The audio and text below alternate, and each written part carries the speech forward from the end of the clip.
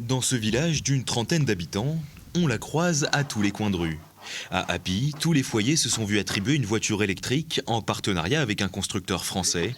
Cette habitante s'en sert pour effectuer ses trajets du quotidien. Je vais de temps en temps dans la vallée ou dans les villes à côté pour du cinéma, des activités sportives, la bibliothèque. Voilà, et ça suffit les courses bien sûr. Au total, 11 de ces voitures ont été déployées dans la commune et en dépit de leur profil citadin, elles ont conquis les habitants.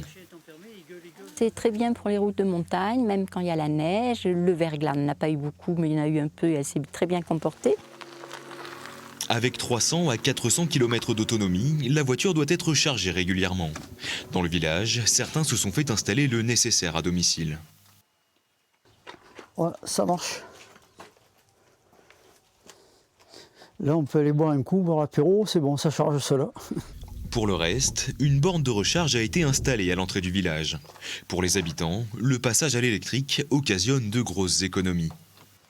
Il faut compter 1 h 30 de charge complète.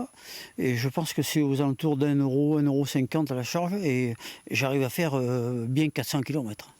Cette initiative, c'est surtout une grande opération de publicité du constructeur pour vanter les capacités de sa voiture, même en dehors des zones urbaines.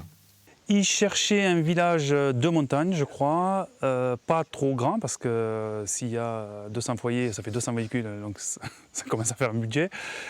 Et aussi un village où il y a des actifs, en fait, puisqu'il voulait montrer que, si j'ai bien compris, que cette voiture permettait de faire les trajets quotidiens.